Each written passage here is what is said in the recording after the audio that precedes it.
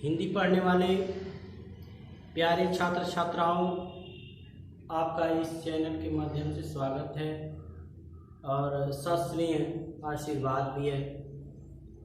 हिंदी में आज हम वचन को लेकर के आए हैं। वचन को इंग्लिश में नंबर कहते हैं, लेकिन वचन का अर्थ क्या होता है? वचन का अर्थ होता है बोली। बोली जैसा हम बोलते हैं ना, उससे भाव स्पष्ट हो जाता है कि हम कहना क्या चाहते हैं। तो हिंदी में वचन का जब प्रयोग किया जाता है तो व्याकरण के दृष्टिकोण से जब इसे देखा जाता है तो यह संख्या का बोध कराता है। संख्या जानते हैं ना, 1 2 3 4 5 6, ये संख्याएं हैं, अनंत संख्याएं हैं।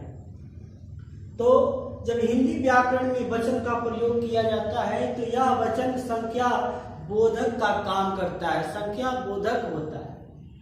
वो वचन बताता है कि ये संख्या कितनी है, 1 है, 2 है, या 2 से अधिक है, या ढेर सारी है, क्या बताता है? ये संख्या का बोध कराता है।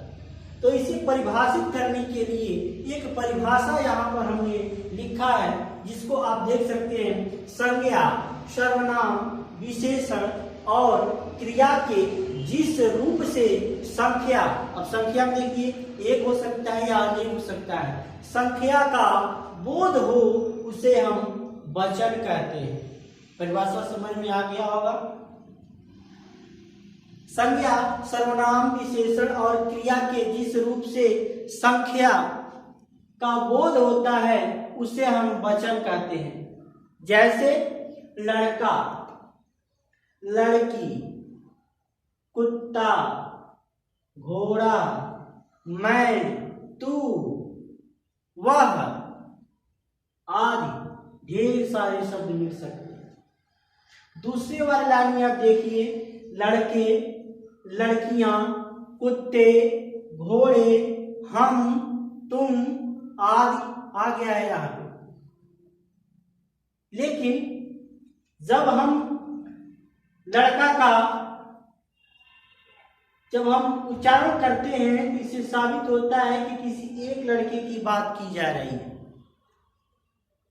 लड़की का उच्चारण जब करते हैं तो किसी एक लड़की का चर्चा यहाँ पर हो रहा है। कुत्ता, एक कुत्ता हो सकता है, घोड़ा, एक घोड़े की बात, मैं, तू आदि, ये सब क्या है? एक की बात है, एक की बात है। लड़के शब्द का जब हम उच्चारण करते हैं तो लड़के से साबित होता है एक लड़का नहीं है, वहां पे अनेक लड़के हैं, तो लड़के हो गया। लड़कियां जब बोलते हैं तो एक लड़की की बात नहीं की जा रही है, यहाँ अनेक लड़कियां हो सकती है। कुत्ते की बात की जाती है तो कुत्ता एक नहीं है, अनेक कुत्ते हो सकते हैं। घोड़े की बात की जाए तो एक घोड़ा नहीं है, यहाँ घोड़े अनेक घोड़े हैं। हम, तुम आदि सब में बहुत से हैं, इसलिए यहाँ बहु हो गया, बहु, एक और बहुत। अब देखिए, इसी से हम यहाँ पर वचन के भेद को देख सकते हैं। देखिए कैसे वचन के भेद काइंड्स ऑफ नंबर में इसके 2 भेद बताए गए। एक तो अकेले जो होता है उसके लिए एक वचन, और एक से अधिक जब हो जाता है तो उसके लिए बहुवचन हो जाता है। हिंदी में वचन 2 ही होते हैं, एक वचन और बहुवचन। लेकिन जब आप संस्कृत पढ़ेंगे तो संस्कृत में वचन जो होते हैं 3 होते हैं। कौन कौन होते हैं? एक वचन, द्विवचन और बहुवचन। चलिए, एक वचन थोड़ा सा और लंबा लिख देते हैं आपको समझने के लिए। यहां देखिए संस्कृत में, यहां देखिए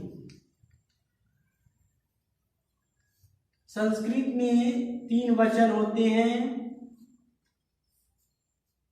एक वचन या द्विवचन,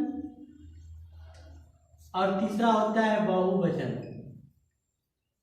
लेकिन जब हिंदी पढ़ेंगे तो हमें 2 ही वचन पढ़ना होता है, वचन के भेद कितने हैं, तो दो वचन के दो भेद बताए गए हैं, ठीक है ना, दो भेद हैं। कौन कौन, एक वचन और बहुवचन। एक वचन किसे कहते हैं, शब्द के जिस रूप से एक व्यक्ति एक वस्तु का बोध हो उसे एक वचन कहते हैं।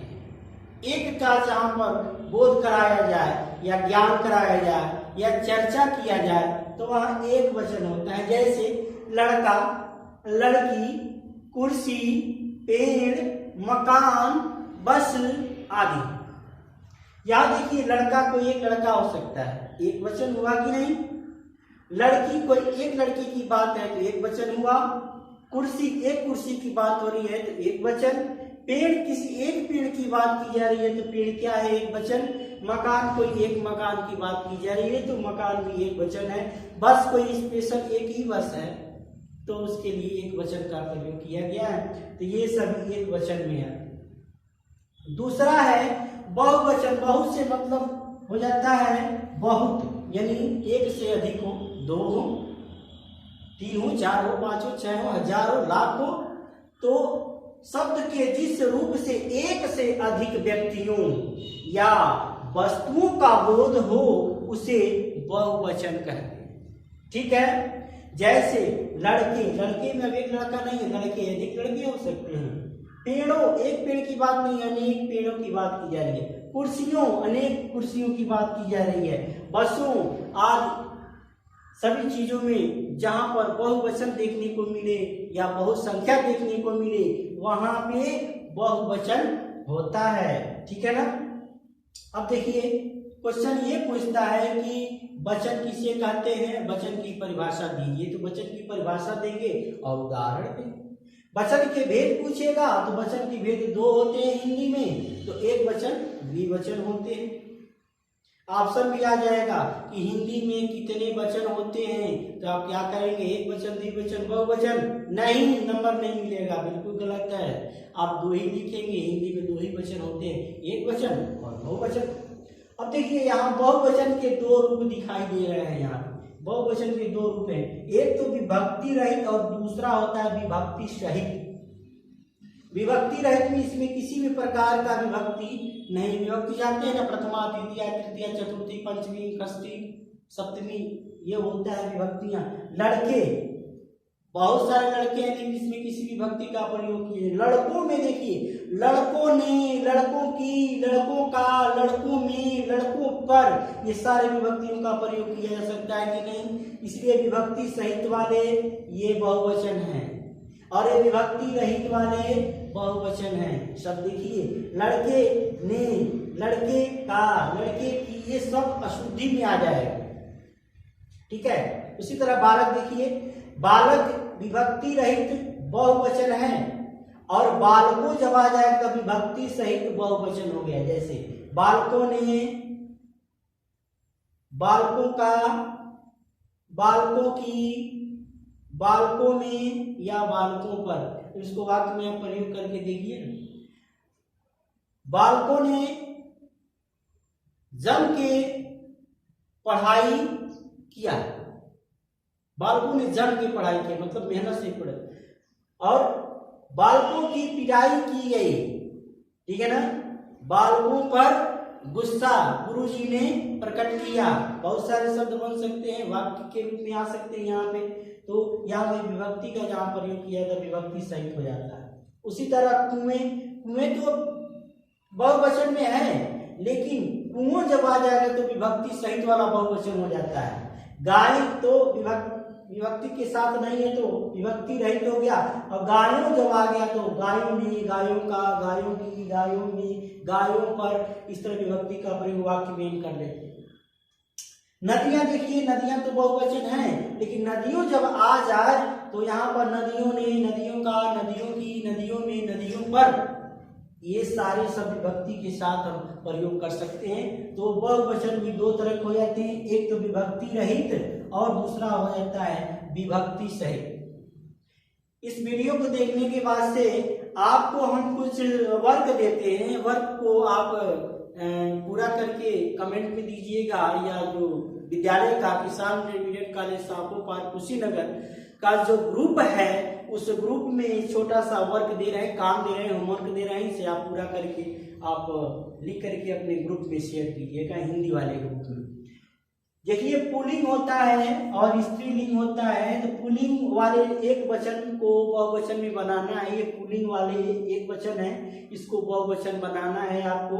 तो पुल्लिंग वाले एक वचन मेला, केला, चेला, पराठा, अंगूठा, चना, गन्ना, बाबा, दादा, नाना, काका, चाचा, युवा, सरसों, ये सभी पुल्लिंग वाले एक वचन है। इसको आप लोगों को बहुवचन बनाना है। समझ में आ रहा है? यानी ये जो प्रश्न हम दे रहे हैं इसको बहुवचन में बनाना है। अब स्त्रीलिंग वाली एक वचन देखिए, लता, कथा, भाषा, समस्या, ऋतु, तिथि, नदी, मिठाई, शत्रु, बंधना, याचना, दृढ़ा, तिजोरी, ये स्त्रीलिंग वाले एक वचन है। इनको आपको बहुवचन बनाना है। इस काम को कीजिए और ये वचन को तैयार कर लीजिए। जीवन में किसी भी परीक्षा की तैयारी कर रहे हैं हिंदी से, तो उसमें 1 नंबर का क्वेश्चन इससे पूछता है। तो डिटेल में आप कहेंगे तो इससे बड़ा वीडियो वचन का ही बना सकता हूँ। आप जैसा आप कहेंगे वैसा हम कर देंगे, लेकिन आज सिर्फ इतना ही पढ़िए और जम के पढ़िए। धन्यवाद।